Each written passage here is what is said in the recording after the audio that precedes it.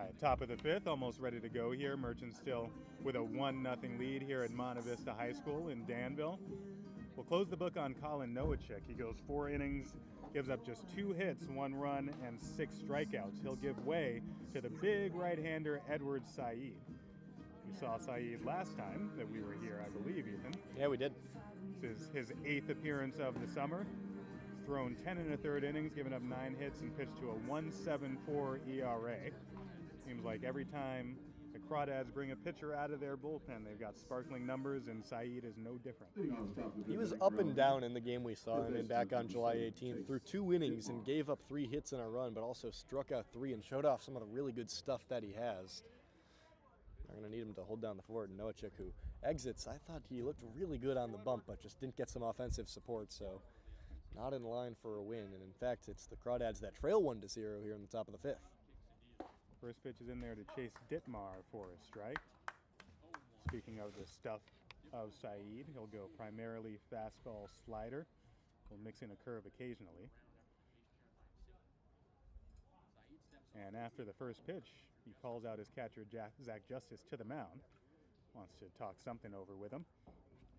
Last time we saw Saeed was against Sonoma back on the 18th of July.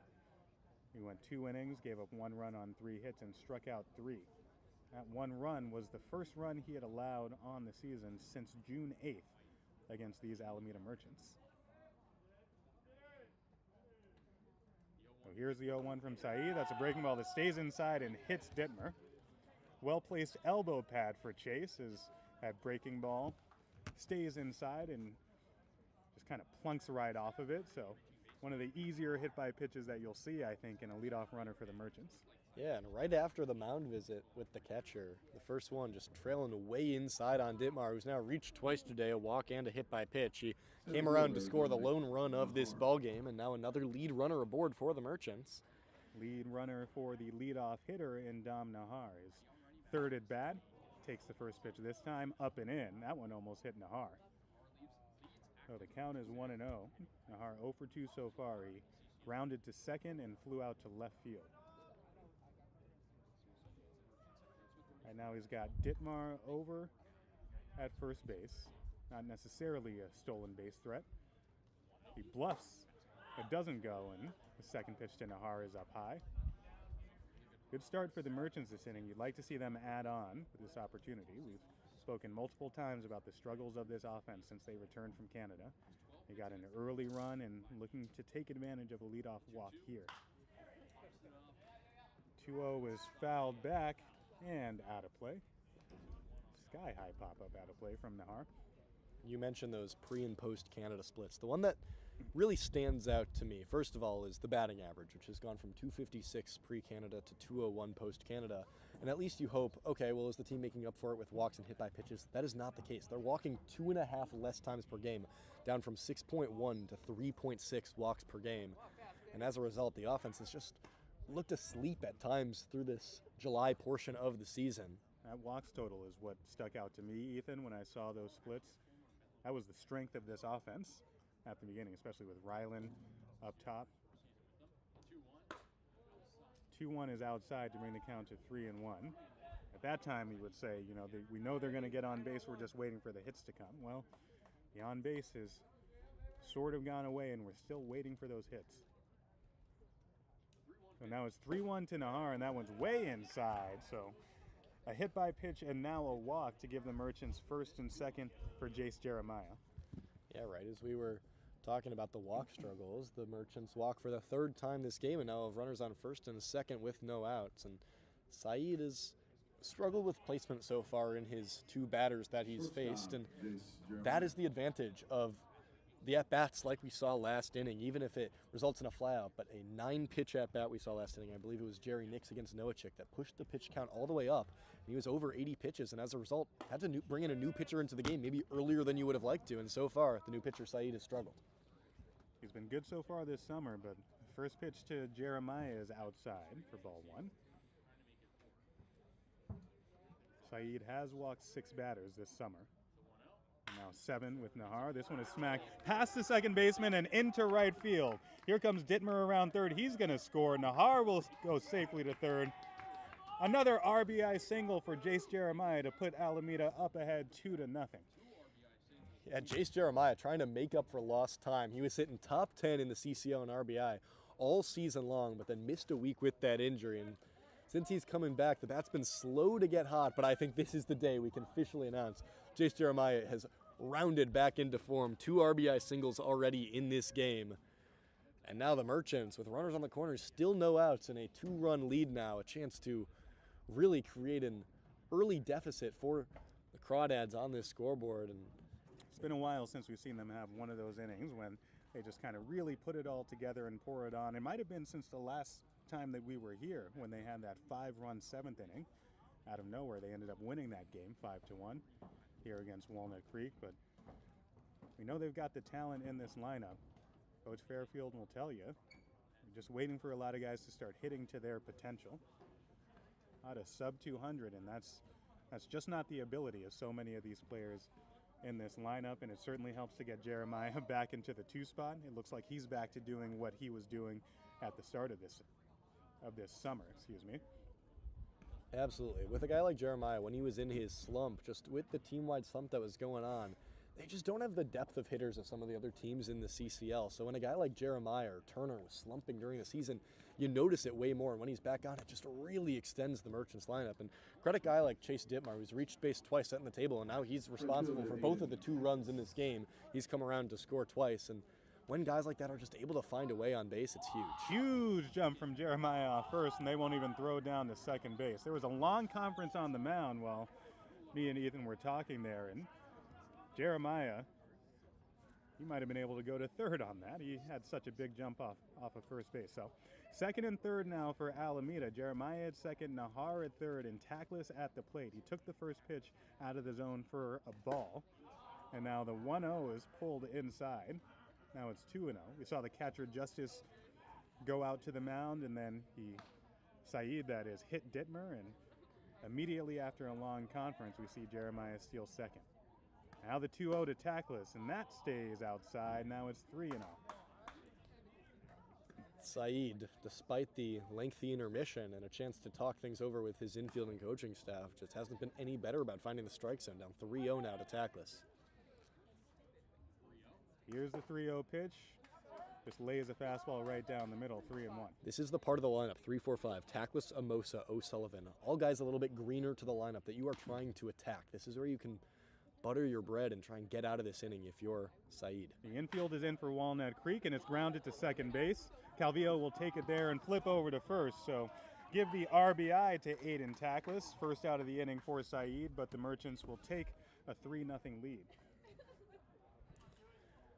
Yeah, I'm a little surprised Tackless was swinging at that pitch with it being 3-0, but ultimately not a bad result if you're the Merchants. You get a run in, you still have a runner on third with less than 2 outs, and Tackless responsible for his 3rd run batted in this season. So a chance for Tui Amosa to announce his arrival to this Merchants team. Takes the first pitch inside for a ball. He's 0 for 2 so far. He grounded out to third and struck out his last time. Infield again is in for Walnut Creek. Jeremiah leads off third. Here's the 1-0 way outside. 2-0. It's not just misses for Saeed, Ethan. It's bad misses. They're not even close. And early misses in the count that have put him behind. It's the exact opposite of Noachik, who is consistently getting ahead in counts. So the 2-0 is again chopped on the infield, but over the head of Calvillo, who was drawn in. So it makes its way into right field. And another run for the Merchants to put them up 4-0. First hit, first RBI of the season for Tui Amosa. You love to see that if you're the Merchants. Just the hopes of some new guys bringing some sparks to this offense, which we mentioned have been struggling, but a 3 spot here in the 5th inning. Now you hold a 4-0 lead in a game that is so important in the standings. We talked about it a little at the top of the broadcast. Maybe didn't emphasize it enough. Right now, the Merchants, a game back of the Crawdads in the standings, can tie it with this game. These teams will see each other 4 times in the last week, and if one team is able to beat up on the other one, win 3 or 4 of those 4 games, you have to imagine that team is in the driver's seat for one of those 3 playoff spots in the North Division. Every game is a must-win game from here on out. Good performance so far. First pitch was in the zone to O'Sullivan. This time he takes a breaking ball that also drops in, so Saeed, for the first time this inning, is ahead in the count 0-2. Still Saeed, just one out here, excuse me, Ethan. Still just one out here in the top of the fifth. 3 runs in for Alameda. 0-2 pitch stays inside, so it's 1-2. Saeed throwing only 40% strikes since entering this game. 8 of 20 pitches have been in the zone. One of the best Crawdads is not looking like himself right now in the 5th inning. 1-2 is fouled back just above us. So O'Sullivan stays alive. Saw this with Noachik in the last 2 innings, running some deep counts and staying alive with 2 strikes. Know that strikeouts have been a problem throughout this season at times for the Merchants. Mentioned that 13 strikeout game in San Luis Obispo, 12 by Featherston. This pitch is popped up on the infield by O'Sullivan. The third baseman Leininger will come in and collect it for the second out of the inning.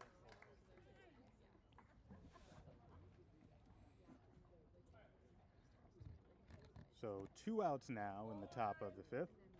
And it's going to bring up Jack Bollinger. He had that bloop hit last inning. He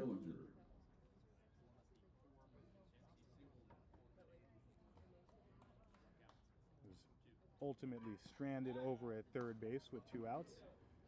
Right now he's got a runner on first base. That's Amosa.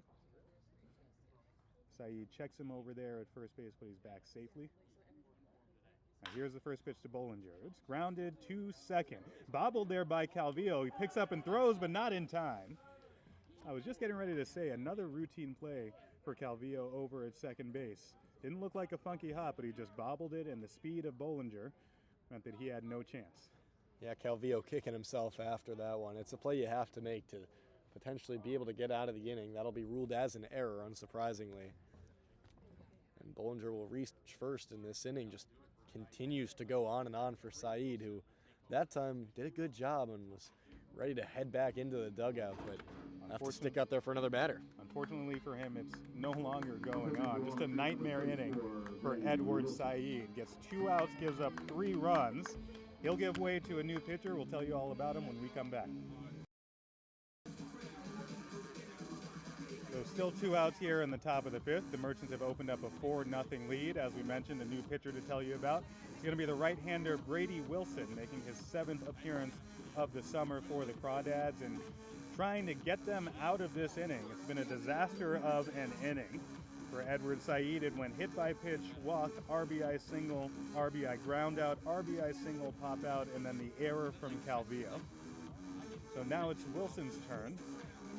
He's thrown 14 innings this summer, 5.65 ERA so far. So some struggles for Brady Wilson on the summer. Looking to get out of this one for Walnut Creek. He'll try against the catcher, Jerry Nix. Nix is making his 3rd appearance of the afternoon. Guess we're crossing into evening here almost. Struck out his first time and he flied out to center field in the 4th inning. He's got first and second now with 2 outs against Wilson. Check swing at a breaking ball in the dirt. And they check down the first and they say that he did swing. First base umpire had to check a back pick over at first base at the same time. I'm not sure how he saw that, but he rules it a swing from Nix. So Wilson gets ahead 0-1. Breaking ball stays outside to even the count. Wilson offers a fastball in the high 80s to go with slider, curveball, and changeup. Primarily fastball and curveball, at least so far this summer. 1-1 is shot to the right side, but stabbed there by Donnelly to his right, and he'll race to the bag and record the 3rd out of the inning. It was hit hard by Nix, but right place, right time for Joey Donnelly over at first, and mercifully for Walnut Creek, the inning is over. But 3 runs on 3 hits for Alameda. We'll go to the bottom of the 5th now, halfway through our ball game. Alameda leads it 4-0.